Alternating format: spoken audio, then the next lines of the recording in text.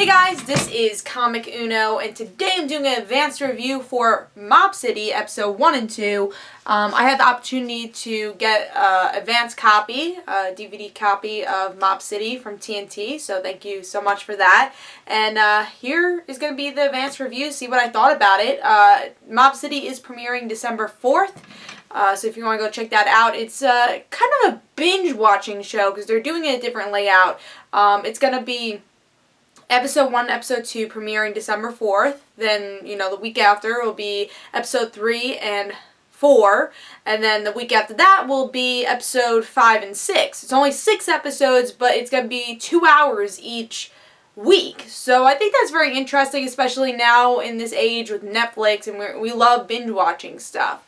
So I will talk more about that factor as the review goes on and how it felt to watch a 2-hour episode, really, compared to a 1-hour episode. So the episodes are called Pilot, A Guy Walks Into a Bar, and episode 2 is Reason to Kill a Man. So there's no spoilers in this review, so don't worry. This is just giving my general idea of what the show's about and if I enjoyed it or not. I was kind of excited to hear about Mob City. I heard about Mob City at New York Comic Con, had the opportunity to actually interview a couple of people from Mob City, Ed Burns, Robert Nepper, Milo Ventimiglia, 2 from Heroes, which you guys know I'm a big Heroes fan, so that was really a nice opportunity, and that was the first time I ever heard of Mob City, and then I heard about the idea again of binge watching and doing it episode by episode, and I thought that was very interesting. So this is actually brought to you by the writer, Frank, I can't think of his last name, but Frank from The Walking Dead, who did season 1 of The Walking Dead, and brings in the guy who played Shane from The Walking Dead.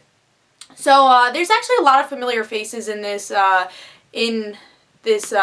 both these episodes, really. We have Simon Pegg from World's End, Hot Fuzz, Shaun of the Dead, or Shaun of the Living Dead, I think it's Shaun of the Dead, which is also a great film. So a lot of familiar faces, and actually Simon Pegg has a American accent, which I was like, oh, he actually did a really good job with that. And with English actors, you usually don't see that as often. You usually see them have some sort of accent when they're doing it. But he actually did a really good job with that.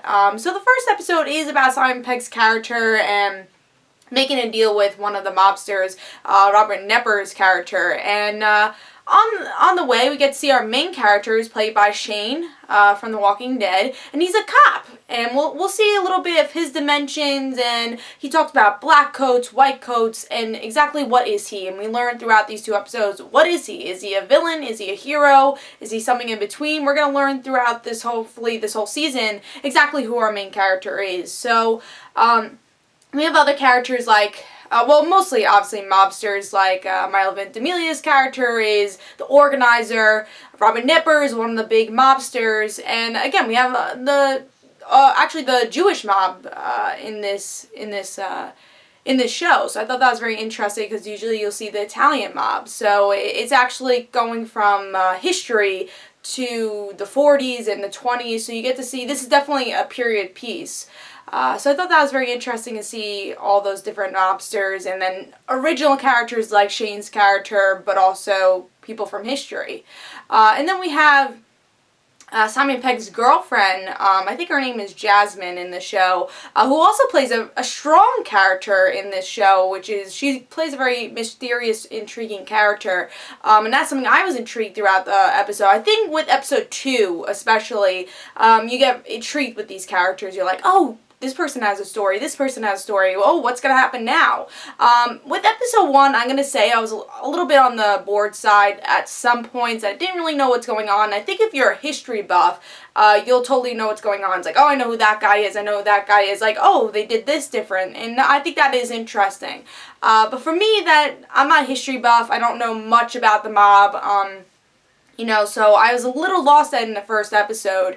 But I think by the end of that episode, you're like, oh, just got interesting. So there are some twisted turns where your characters do get interesting, and by episode 2, it's actually really interesting. You really are intrigued by all these characters, and does it make me want to watch the next episode? Yeah, but I don't know if I want to watch it in the way that they are, I guess, premiering it. I would like to watch it in the way where I tape the next 4 episodes and watch it back to back to back. as a full series, since it's only 6 episodes. So I would like to binge it that way, personally. Maybe like during my January break, I could get to watch all of it. And I think that's the beauty of this show. It's not episode by episode where you feel like you gotta miss something. It's only 6 episodes, so you can really watch it whatever way you want. I was watching this with my dad, actually, because he likes The Godfather and all that. And he said he wants to watch it episode by episode. So he'll, maybe because 2 hours is a little bit too long. And that's something I was thinking about, is 2 hours a little bit too long for a Wednesday night during prime time. It could be, there's other shows on, so I think if you want to watch it by episode, you can do that.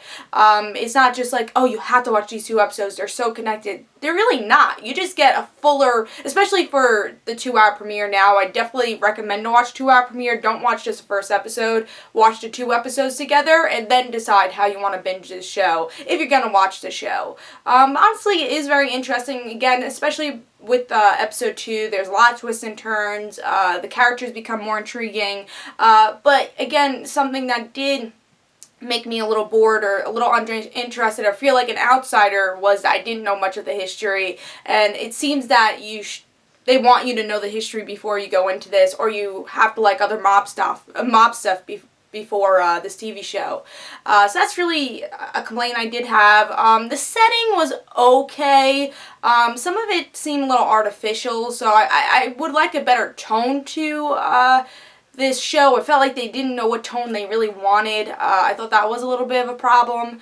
But again, once you're at the end of episode 2, I think you will decide if you want to watch it or if you don't want to watch it. I give it a 3.5 out of 5 stars. I thought it was pretty good, but I'm not totally excited to watch the next episode either, but I will be watching the next episode because I am excited to see how the series does end, and again, how everything is connected and how these characters really develop, because I think that is something that happens in episode 2 that does, I guess, spark your interest.